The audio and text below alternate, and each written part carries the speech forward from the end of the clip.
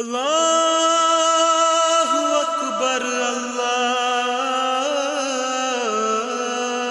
அக்பர். அல்ஹம்துலில்லாஹி கஃபா வஸ்ஸலாத்து வஸ்ஸலாமு அலா ரசூலில்லாஹி அல்லதி மன் இஸ்தஃபா அம்மா பஅத்.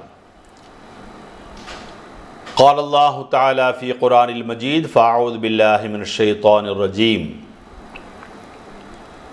وما تقدموا لأنفسكم من خير تجدوه عند الله.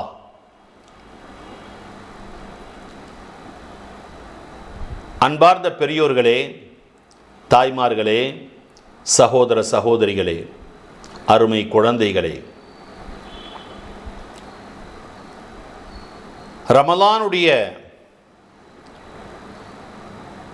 4வது நாளாக நாம் இங்கே சந்தித்து கொண்டிருக்கிறோம். ரஹமத்துடைய 4வது நாள்.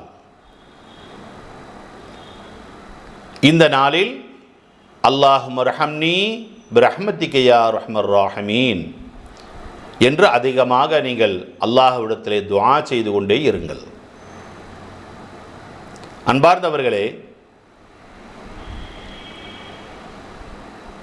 நம்முடைய மௌத்துக்கு முன்னதாக,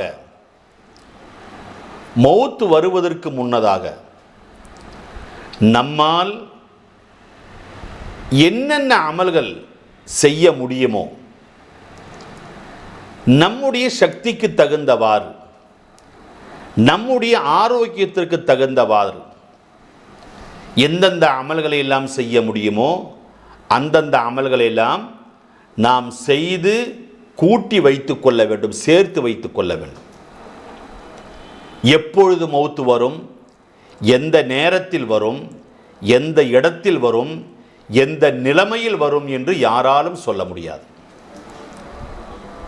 இன்றைய காலகட்டத்தை பொறுத்தளவு மௌத்து என்பது எப்படி வரும் என்று யாராலும் நிர்ணயம் செய்து சொல்ல முடியாத அளவுக்கு மௌத்து அதி சீக்கிரத்தில் வந்து கொண்டிருக்கிறது. அதாவது இஸ்ராயில் அலைஹிஸ்ஸலாம் அவர்கள் வந்து நம்முடைய ரூஹை பிடிக்க வருவதற்கு முன்னதாக நாம போய் உயிரை கொடுத்துடுறோம். நாம சென்று உயிரை கொடுக்கக்கூடிய ஒரு காலகட்டத்தில் இருந்து கொண்டிருக்கிறோம். தினந்தோறும் பத்திரிகையிலே நாம் படிக்கிறோம் அல்லவா, பைக்கிலே சென்ற வாலிபன் லாரிக்கடியிலே சென்று செத்து விட்டான், பஸ்ஸுக்கடியிலே சென்று செத்து விட்டான். இப்படி மௌத்தை அதிவிரைவில் அடையக்கூடிய ஒரு காலகட்டத்தில் இருக்கிறோம். சும்மா ரோட்டிலே படுத்து கிடந்தவன், பிளாட்பார்மிலே படுத்து கிடந்தவனின் மீது லாரி ஏறுகிறது.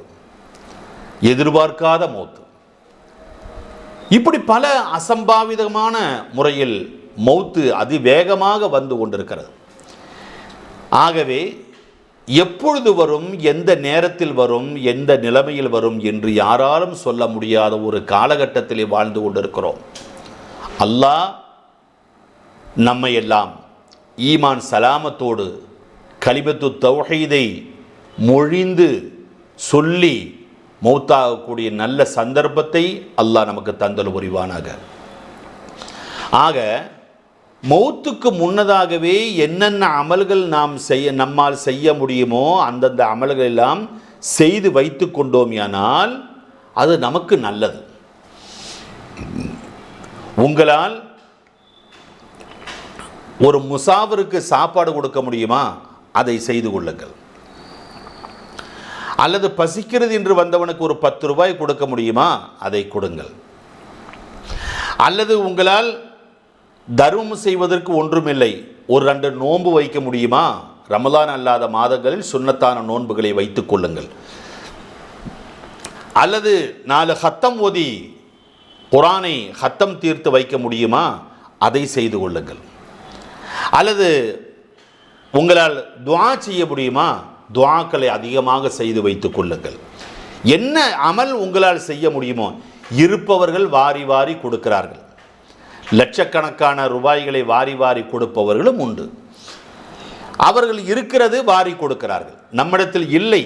ஆகவே நாம் பணம் இல்லாதன் காரணமாக, நம்மளிடத்தில் வசதி இல்லாதன் காரணமாக நம்மால் என்ன அமல்களை செய்ய முடியுமோ அந்த அமல்களை நாம் செய்து வைத்து கொள்ள வேண்டும். காரணம், எந்த நேரத்தில் மௌத்து வரும் என்று சொல்ல முடியாது. இப்போ உதாரணமாக உம்ராவுக்கு செல்லுகிறார்கள். ஹஜ்ஜுக்கு செல்லுவதற்கு வசதி இல்லை, ஹஜ்ஜுக்கு செல்லக்கூடிய அளவுக்கு பொருளாதாரம் இல்லை. சரி, ஒரு உம்ராவாவது செய்துவிட்டு வரலாமே என்பதாக சொல்லி அந்த காபத்துல்லாவை கண்ணால் ஒன்று பார்த்து விட்டு வரலாமே என்பதாக சொல்லி உம்ராவுக்கு செல்லுகிறார்கள். அப்படி செய்வதும் ஒரு பிரதானப்பட்ட ஒரு அமல். மௌத்துக்கு முன்னால் அந்த அமல் உம்ரானா உம்ரா, ஹஜ்ஜு செய்ய முடியல உம்ராவாவது செய்யலாம் என்பதாக சொல்லி பல பேர்கள் இன்றைக்கு உம்ராவுக்கு பெறப்படக்கூடிய சூழ்நிலையை நாம் பார்க்கிறோம். அப்போ அது செய்ய முடியும்னு சொன்னால் அதையாவது செய்து கொள்ளுங்கள். இல்லை உங்களால் தர்மம் செய்ய முடியுமா, தர்மம் செய்து கொள்ளுங்கள். நோன்பு வைக்க முடியுமா, நோன்பு வைத்துக் கொள்ளுங்கள். அதைத்தான் அல்லாஹு தஆலா குர்ஆனிலே சொல்லுகிறான், வமா துகத்திமு லிஅன்ஃபுசிக்கும் மின் கைரின் தஜிதூஹு இன்தல்லாஹ். உங்களுடைய மௌத்துக்கு முன்னால் உங்களால் எதை செய்ய முடியுமோ அந்த அமல்களை நீங்கள் முற்படுத்தி வைத்துக் கொள்ளுங்கள், தயார் நிலையிலே வைத்துக் கொள்ளுங்கள். அப்படி நீங்கள் வைத்துக் கொண்டால் தஜிதூஹு இன்தல்லாஹ், அல்லாஹ்விடத்தில் அதற்குண்டான பிரதிபலனை, அதற்குண்டான கூலியை நிச்சயமாக நீங்கள் அடைவீர்கள் என்பதாக சொல்லி அல்லாஹ் தஆலா குர்ஆனிலே நமக்கு சொல்லித் தருகிறான். ஆகவே அப்படிப்பட்ட நிறைய அமல்கள் இருக்கிறது, நிறைய அமல். இப்போ உதாரணமாக ரமலான் முடிஞ்சுதுன்னு சொன்னால் ஷவ்வால் 6 நோன்பு இருக்கிறது.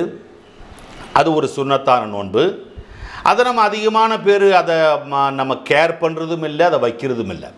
எப்படா ரமலான் நோன்பு முடியும், பெருநா கொண்டாட வேண்டும் என்கக்கூடிய அந்த எண்ணம் மட்டும்தான் இருக்குமே தவிர, பெருநா முடிஞ்சுதுன்னு சொன்னால் அடுத்தது ஷவ்வால் நோன்பு ஒரு 6 நோன்பு இருக்குது, அந்த 6 நோன்பையும் கூட சேர்த்து வைக்கலாங்கக்கூடிய அந்த எண்ணம் அதிகமான பேர்களுக்கும் இல்லை. சில வயசானவர்கள் மட்டும்தான் அந்த 6 நோன்பை வைப்பார்கள். ஆனால் ரசூலுல்லாஹ் ஒரு ஹதீஸ் இருக்கிறது, அதை நாம் கொஞ்சம் சிந்தித்து பார்க்க வேண்டும். 30 நோன்போடு சேர்த்து அந்த ஷவ்வாலுடைய 6 நோன்பையும் வைத்தால் 36 நோன்பு வைத்தால் 360 நாள் நோன்பு வைத்த நன்மையை அடைகிறான் என்பதாக சொல்லி ரசூலுல்லாஹ்வுடைய ஒரு ஹதீஸ். 36 நோன்பு வச்சா 360 நாளும் நோன்பு வைத்தால் என்ன நன்மையை பெறுவானோ அந்த நன்மையை பெறுகிறான் என்பதாக சொல்லி ரசூலுல்லாஹ் நமக்கு சொல்லித் தருகிறார்கள். இப்படி ஷவ்வாலுடைய 6 நோன்பு, அதுக்கு பின்னால் அரஃபாவுடைய நோன்பு என்பதாக ஒன்று இருக்கிறது, அதுவும் சுன்னத்தான நோன்பு. அதுக்கு பின்னால் முஹர்ரம் மாதத்தில் வைக்கக்கூடிய 2 நோன்பு, ஆஷூரா தாஷூரா எங்கக்கூடிய அந்த 2 நோன்பு. அதே மாதிரி பராத்துடைய நோன்பு. இன்னும் அது அல்லாமல் ஐயாமுல் பீல் என்று சொல்லக்கூடிய மாதத்துடைய நடுப்பகுதியில் வைக்கக்கூடிய நோன்பு. இப்படி நிறைய சுன்னத்தான நோன்புகள் இருக்கிறது. இப்படி இந்த சுன்னத்தான நோன்புகளெல்லாம் நாம் வைத்து கொண்டோமியானால் நாளைக்கு நம்முடைய கபருக்கு அது உதவும், நம்முடைய கபருக்கு நிச்சயமாக அது உதவும். நாம் செய்யக்கூடிய அமல்கள் பூராமே எதுக்கு செய்கிறோம்? நம்முடைய கபரில் நம்ம நிம்மதியாக படுக்கணும், நம்முடைய கபரில் நம்ம நிம்மதியாக இருக்கணுங்கிறதுக்காக வேண்டித்தான் இந்த அமல்கள் பூராமே. நம்முடைய தொழுகை, நம்முடைய நோன்பு, நாம் கொடுத்திருக்கக்கூடிய தர்மங்கள், இது பூராமே நம்முடைய கபரில் நமக்கு துணையாக இருந்து கபரிலே தண்டனை அடையாமல் இருப்பதற்கு இது எல்லாம் பாதுகாப்பாக இருக்கும்.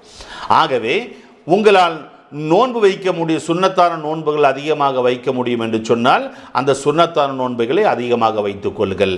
எது நீங்கள் செய்தாலும் அது பூராமே உங்களுக்கு பிரயோஜனத்தை தரும். அதில் ஒன்று தான் இந்த ரமலான் மாதத்தில் நம்ம பிரத்யேகமாக தொழுகக்கூடிய தராவீஹ் தொழுகை. ரமலான் மாதத்தில் தராவீஹ் தொழுகையை நாம் தொழுகிறோம் அல்லவா, இந்த தராவீஹ் தொழுகையும் கூட அதிகப்படியான சுன்னத்தான அமல். அதவா என்ன அர்த்தம்? பகல் பூராமே பசித்திருந்து, இரவு பூராமே விழித்திருந்து, கண் விழித்து இருந்து அல்லாஹு தாலாவுக்கு இபாதத்து செய்ய வேண்டும். இதுதான் உன் நோக்கம். பகலில் பூரா பசியோடு இருக்கிறோம், ராத்திரி பூரா நின்று வணங்குறோம், நின்று தொழுகிறோம். இதை அல்லாஹு தஆலா ரொம்பவும் விரும்புகிறான். அதனால்தான் ராத்திரி நேரத்தில் தராவீஹ் தொழுகையை நீங்கள் விடாமல் தொழுகுங்கள் என்பதாக சொல்லி நாம் சொல்லுவோம். அது சுன்னத்தான நோன்பு தானே, சுன்னத்தான தொழுகதானே என்பதாக சொல்லி அதை விட்டு விடாதீர்கள்.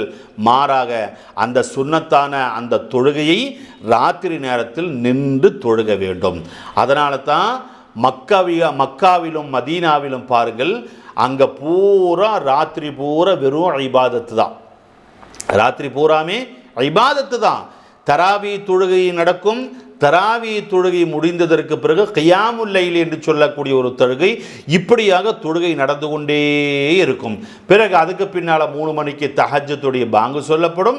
அதுக்கு பின்னால் தஹஜ்ஜுடைய தொழுகை நடக்கும். இப்படியே இபாதத்து தொழுகை என்பது நடந்து கொண்டே இருக்கக்கூடிய இடங்கள் தான் மக்காவிலும் மதீனாவிலும் நாம் அந்த காட்சிகளை பார்க்க முடிகிறது.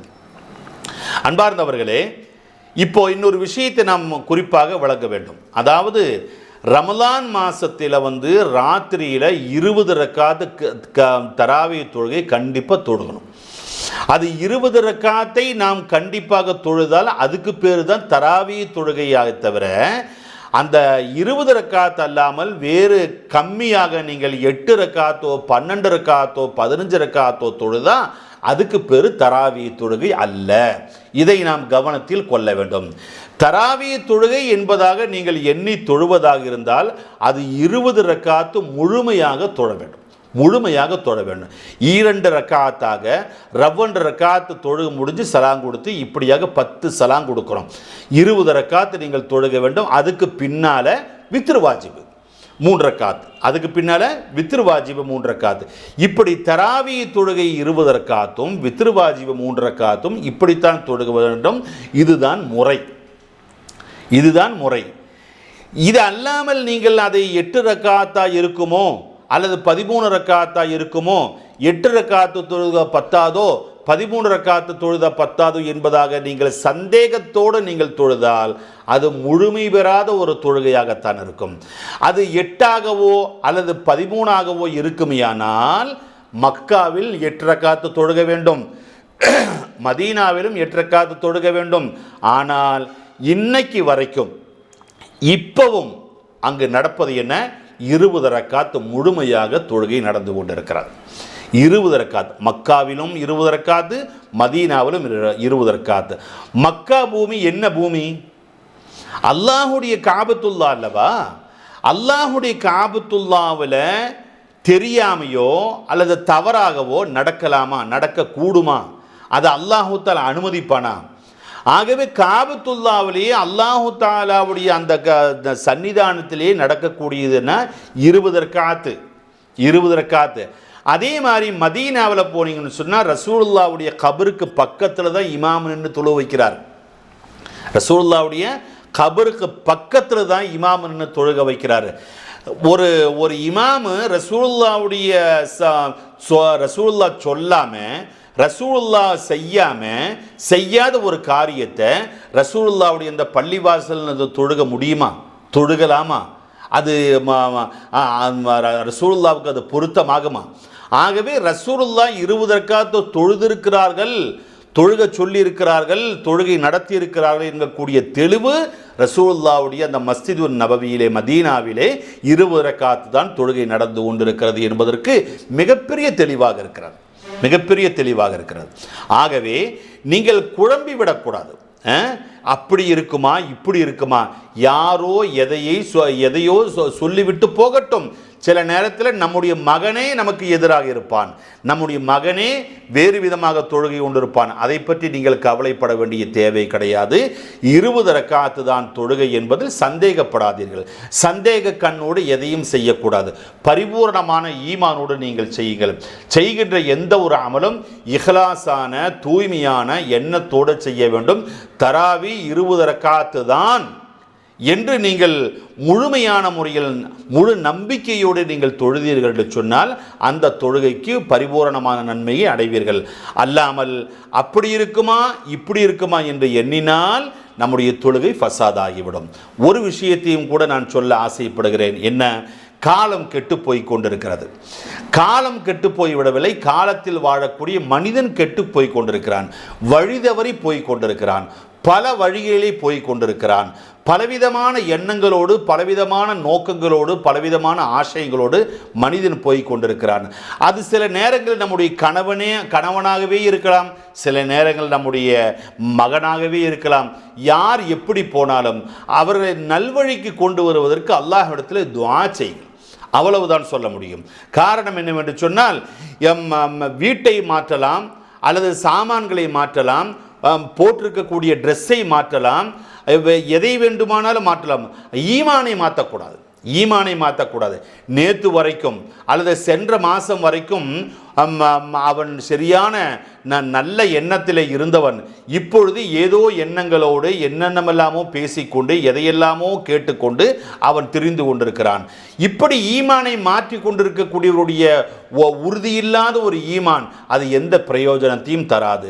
ஆகவே நம்முடைய ஈமானிலே உறப்பு வருத்த வேண்டும். நான் செய்வதுதான் சரி, நான் 20 ரக்காத்து தான் தொழுவேன். 20 ரக்காத்து தராவியை தொழுததின் காரணமாக அல்லாஹ் தஆலா நரகத்திலே போட்டால் அது சந்தோஷமாக நான் ஏற்றுக்கொள்வேன் என்பதாக நீங்கள் அந்த உறுதியான எண்ணத்தோடு இருக்க வேண்டும். அப்படித்தான் நாங்கள் இருந்து கொண்டிருக்கிறோம். ரசூலுல்லாஹ் சொன்னார்கள், சஹாபாக்கள் அதை எடுத்து நடத்தினார்கள். ஹஸ்ரத் உமர் ரலியல்லாஹு தஆலா அன்ஹு அவர்கள் 20 ரக்காத்து தொழுவதற்காக வேண்டி இமாமையும் ஏற்பாடு செய்து எல்லாரையும் சஃபாக நிற்க வைத்து ஹஸ்ரத் உமர் ரலியல்லாஹு தஆலா அவர்கள் தொழுகை நடத்தி இருக்கிறார்கள் என்பது திட்டவட்டமான ஹதீஸ்கள் நமக்கு தெளிவான முறையிலே சொல்லி காட்டுகிறது. அப்படி இருக்கின்ற பொழுது ஒரு அமலை சந்தேக கண்ணோடு அதிலே குறைபாடு ஏற்படுத்துவது மிகப்பெரிய தவறாக இருக்கிறது. ஆகவே அல்லாஹ்வுடைய நோக்கம் என்னவென்று தெரியுமா? இந்த ரமலான் மாசத்தில் பகல் பூராமே பசித்திருக்க வேண்டும், பகல் பூராமே பசியோடு இருக்க வேண்டும், தாகத்தோடு இருக்க வேண்டும். அந்த பசியோடு தாகத்தோடு அல்லாஹு தஆலாவிடத்திலே நாம் விக்ருகளும் துஆக்களும் செய்து கொண்டே இருக்க வேண்டும். எந்த அளவுக்கு செய்ய வேண்டும் என்று சொன்னால், ரசூலுல்லாஹ் சொன்னார்கள், விக்ரு செய்து உன்னுடைய சுண்டெல்லாம் உணங்கி போச்சு, நாவெல்லாம் வறண்டு போச்சு, சுபஹானல்லாஹ் சொல்லியே நாக்கெல்லாம் வறண்டு போச்சு, அல்ஹம்துலில்லாஹ் சொல்லியே நாக்கெல்லாம் வறண்டு போச்சு, லா இலாஹ இல்லல்லாஹ் என்று சொல்லியே நாக்கெல்லாம் வறண்டு போச்சு, சுண்டெல்லாம் வெடிச்சு போச்சு. அந்த ஒரு சூழ்நிலை வர வேண்டும். அதைத்தான் அல்லாஹ் தஆலா விரும்புகிறான். நம்மளுடைய கோலம் பரக்கோலம் ஆகணும். நம்ம அதாவது அல்லாஹ் திக்ரு செய்து நாம் ஒரு பைத்தியக்காரன் போல நாம் ஆகிவிட வேண்டும். அல்லாஹு தஆலாவிடத்திலே நாம் நம்முடைய கல்பை திறந்து நாம் ஒரு அடிமைத்தனத்தை வெளிப்படுத்த வேண்டும் என்பதுதான் இந்த ரமலான் மாதத்துடைய உண்மையான நோக்கமாக இருக்கிறது. பகலில் பசித்திருக்க வேண்டும், ராத்திரியிலே கண் விழித்திருக்க வேண்டும், தனிமையாக இருந்து அல்லாஹு தஆலாவிடத்தில் கேட்க வேண்டும், தனித்திருக்க வேண்டும், பசித்திருக்க வேண்டும், விழித்திருக்க வேண்டும். இப்படி இருந்து அல்லாஹு தஆலாவிடத்தில் இபாதத் செய்ய வேண்டும் என்பதுதான் இந்த ரமலான் மாதத்துடைய முழுமையான நோக்கமாக இருக்கிறது. ஆகவே இந்த ரமலான் மாதத்தில் எந்த அளவுக்கு உங்களால் தொழுக முடியுமோ, சுன்னத்தான தொழுகைகள், நஃபிலான தொழுகைகள், விட்டு போன நிறைய கலா தொழுகை இருக்கும். சில பேர்கள் ரமலான் மாதத்தில் மட்டும்தான் தொழுவாங்க, ரமலான் மாதம் முடிஞ்சதுன்னு சொன்னால் சுபஹானல்லாஹ் அந்த தொழுகை பாயை அப்படியே மடக்கி சுருட்டி அல்லது கழுகி மேலே வச்சுருவாங்க. அதே மாதிரி ரமலான் 30 நாளும் ஓதுவார்கள். ரமலான் மாதம் முடிஞ்சதுன்னு சொன்னால் அந்த குர்ஆனை அப்படியே சுருட்டி ஒரு உரையெல்லாம் போட்டு கவரு போட்டு கட்டி மேலே அப்படியே அவர்கள் எடுத்து வச்சு விடுவார்கள். இப்படி ரமலானுக்கு மட்டும் சில பேர்கள் அமல் செய்யக்கூடியவர்கள் இருக்கிறார்கள். அப்படி இருக்கக்கூடாது. அது அல்லாஹு தஆலாவை ஏமாற்றுவதாக அர்த்தம். அல்லாஹ்வை நம்ம ஏமாத்துறோம். வருஷத்துக்கு ஒரு மாதம் மட்டும் தொழுகிறது, வருஷத்துக்கு ஒரு மாதம் மட்டும் அல்லாஹு தஆலாவுடைய பயத்தோடு இருக்கிறது. அந்த ரமலான் மாதம் முடிந்து விட்டது என்று சொன்னால் பழைய மாதிரி நம்முடைய வாழ்க்கையை அமைத்துக் கொள்வது. இது அல்லாஹ்வை ஏமாற்றுவதல்ல, நம்மை நாமே ஏமாற்றிக் கொள்ளுகிறோம். நம்மை நாமே ஏமாற்றிக் கொள்ளக்கூடிய ஒரு சூழ்நிலையை நாம் உண்டாக்கி கொள்கிறோம். ஆகவே எந்த காரணத்தை கொண்டு அப்படி ஒரு எண்ணத்தை வைக்காதீர்கள். இந்த ரமலான் மாதத்தில் நீங்கள் உறுதியான ஒரு ஈமானோடு இருங்கள்.